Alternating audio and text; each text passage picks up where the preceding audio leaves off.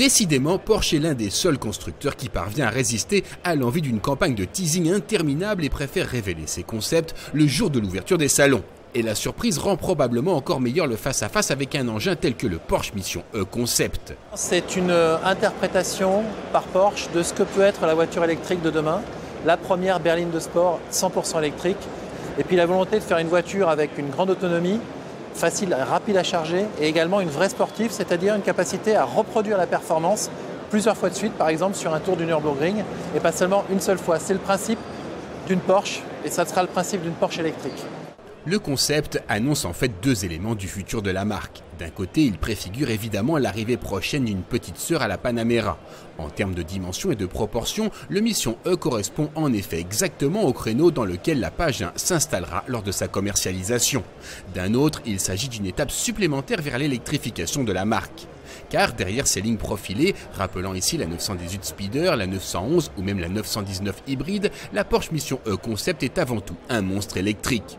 Grâce à ces deux moteurs synchrones installés chacun sur un essieu, le concept revendique 600 chevaux, un 0 à 100 km/h en 3 secondes 5 et un 0 à 200 km/h en moins de 12 secondes.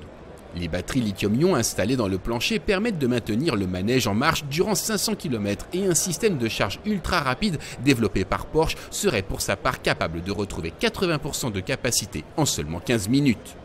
Concept oblige, l'habitacle se lâche en matière de technologie, à défaut de fournir véritablement de l'espace aux passagers arrière. Les occupants des sièges avant profitent donc d'éléments holographiques contrôlés par des gestes de la main. Le conducteur a pour sa part accès à certaines fonctions grâce à un système traquant son regard. On note également un affichage effet 3D permettant de s'adapter à toutes les positions de conduite et les morphologies afin d'éviter que certaines informations importantes ne disparaissent derrière le volant. Il reste beaucoup de travail aux ingénieurs, mais la commercialisation de Mission E est déjà plus ou moins programmée. Mathias Müller a parlé ce matin de moins de 5 ans pour avoir une interprétation, on va dire de série, d'un véhicule Porsche 100% électrique. Donc c'est une information importante, ça montre que Porsche et électrique, c'est pas du tout incompatible. La preuve, on a été les premiers à créer une voiture hybride en 1900 avec la Loner Porsche.